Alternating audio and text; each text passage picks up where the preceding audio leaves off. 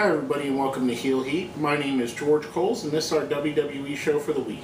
Let's get right into it.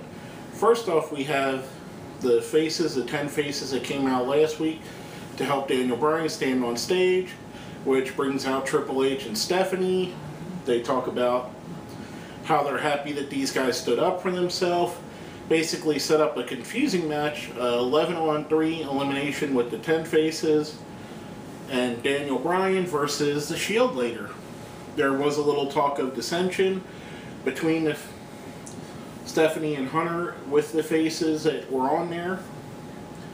Decent opener, pretty much standard fodder for what we've been doing the last couple weeks and months. But it goes right in one of the matches of the night, and I thought they were going to do a little bit of a theme. They had Kofi Kingston versus Alberto Del Rio. Del Rio wins and somewhat injures Kofi. I thought that was going to be the running theme, and it seemed to be a little bit, but as we get on, you'll see what I mean by it didn't really end up panning out to where I thought it would be. Decent match to start it off, nice good opener.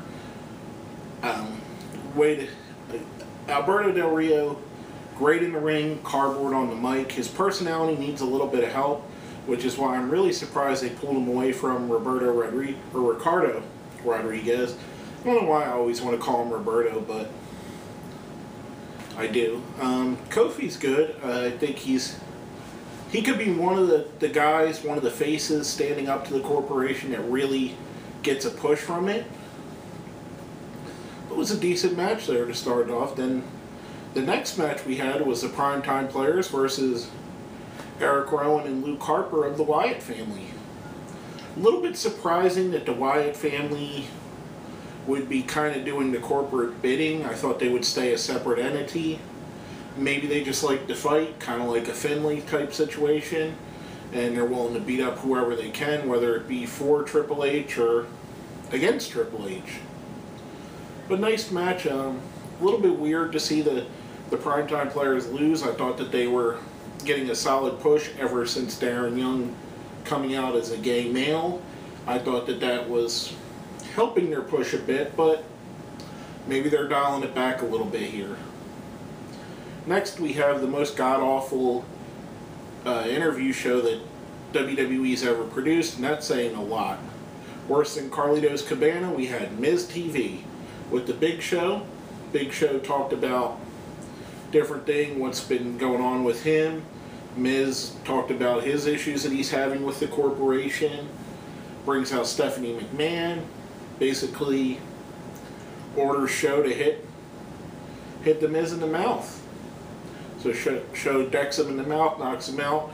Doesn't seem to be frustrated or crying. An interesting addition to the Big Show character. Maybe he's slowly becoming the corporate monster that they want him to be. Wouldn't be unprecedented. He worked for John Laurinaitis before. He's worked for Vince McMahon before. So it would make sense that he'd be a corporate hitman once again. And not Bret the Hitman Hart. Or even Jeff the Hitman Hart. Next up, we have Randy Orton versus Rob Van Dam. Again, two things were served here. Rob Van Dam took a little bit of a beating, and Randy Orton again showed his vicious side. They got a double count out. Randy Orton continued to attack.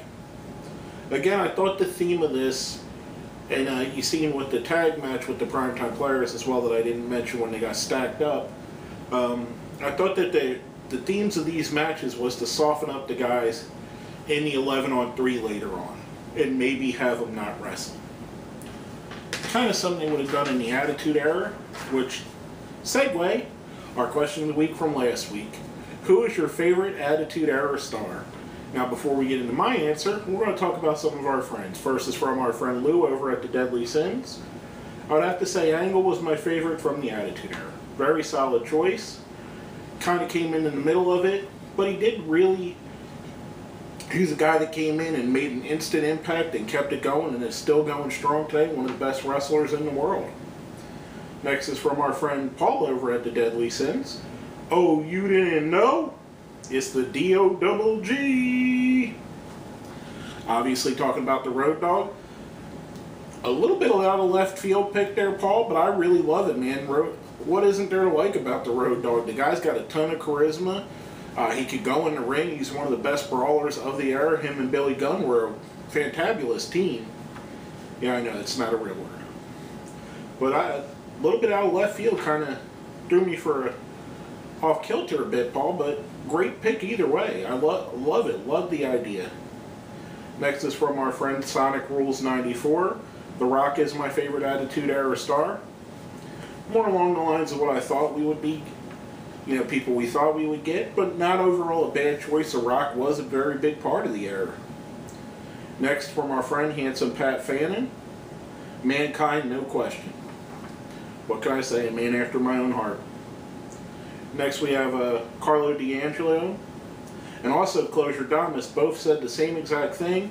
Stone Cold Steve Austin. How can you go wrong with Stone Cold? I mean, the guy is the face of the Attitude Era and probably, if not the biggest star in the history of wrestling, one of the two, maybe three biggest stars in all of wrestling. So great guy to be.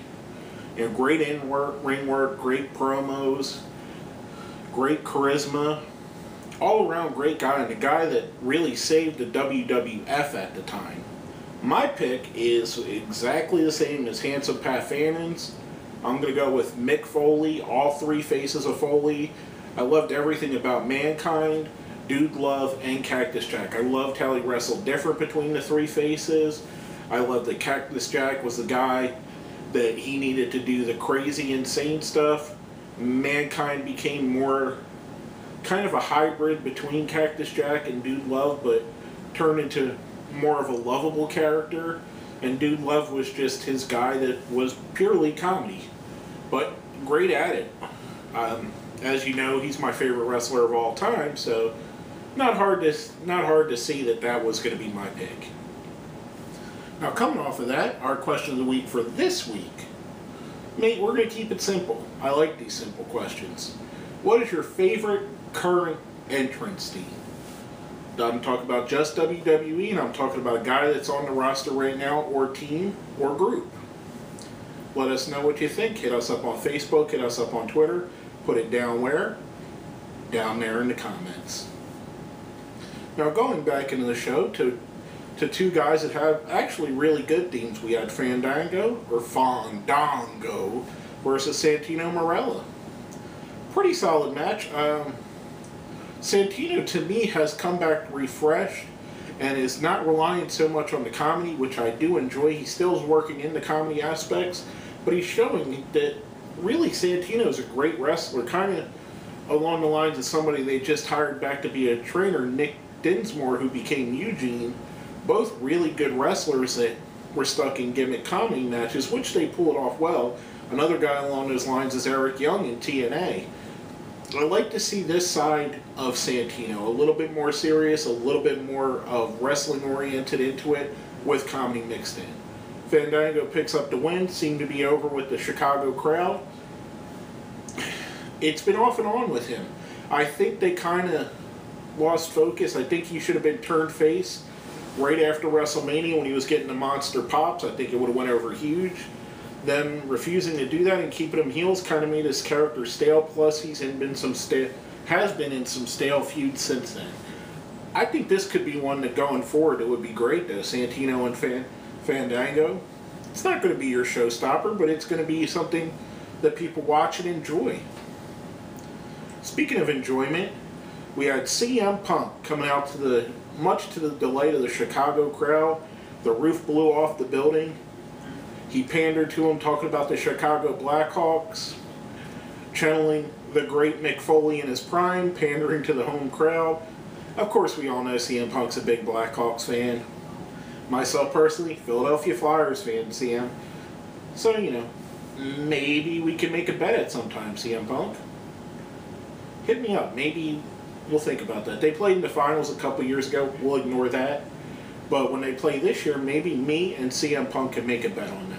I'll hit you up on Twitter, see what you think. But CM Punk does his promo, which brings out Paul Heyman on a Jazzy or hover round or whatever you want to call the scooter. Pretty interesting visual with that. Leads to CM Punk going to attack him, only to be ambushed by Curtis Axel and Ryback. He starts to get the upper hand on both of them. The numbers game eventually turns into their favor. Ryback throws him through a table or barely hits a table with CM Punk, which I'm sure CM Punk wasn't happy about, and there are rumors that backstage he yelled at Ryback and they had to be pulled apart.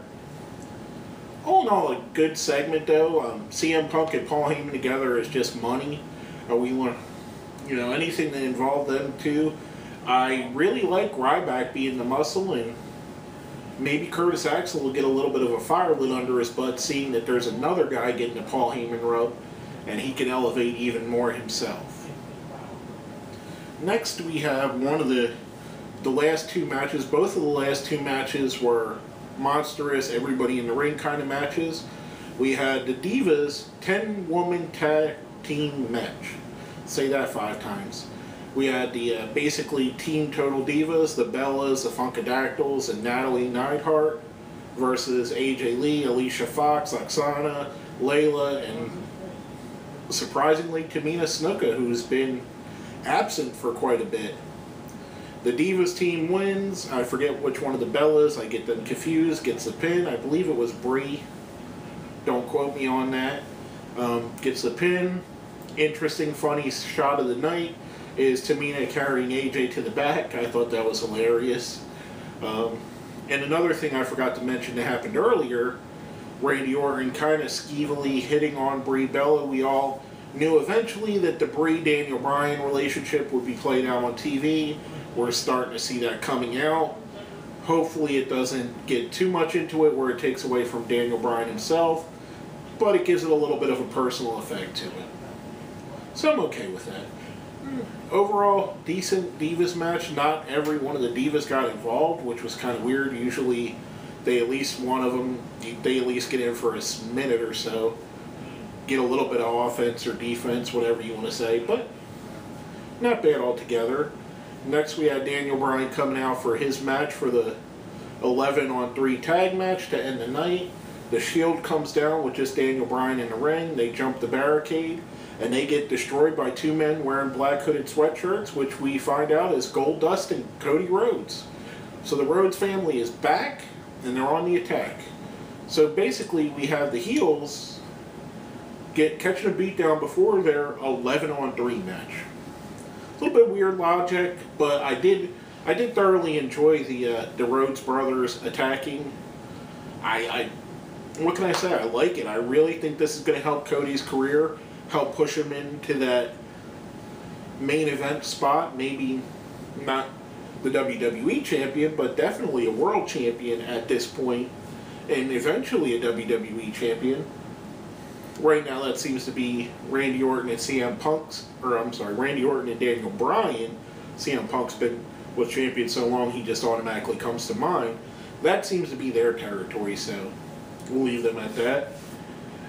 I'm not going to talk about everything that happened in this match because it was just so much. I'm just going to read the order of elimination. We had the Shield versus the Face conglomerate, whatever you want to say. Before I get into that, I do want to mention Triple H needs to recruit some more people for his corporation. Right now, it's just Randy Orton and the Shield. Maybe the Wyatt family is affiliated. Maybe Del Rio's affiliated. We don't know. Big Show possibly affiliated. I thought this would have been a good time for one or two or multiple of the faces to turn at this point. Hence, however, they did not. We had a pretty straightforward match. Like I said, I'm not going to go into everything. Whole lot of crap went on. We had the face team. We'll go through the order of elimination. The first one eliminated was Rob Van Dam. Kind of a shocker to start off eliminating him first. Then Kofi Kingston. Then Roman Reigns went on a tear. Eliminated Titus O'Neil, Justin Gabriel, and Zack Ryder. Here's another thing. Guys like Ryder, Gabriel, given prominent roles in this, they could really elevate their careers, and maybe, like I said, one of these guys could have turned. Maybe a Kofi Kingston, maybe a Titus O'Neil, maybe a Zack Ryder. Just saying. So one of these guys that isn't necessarily have a direction at this point.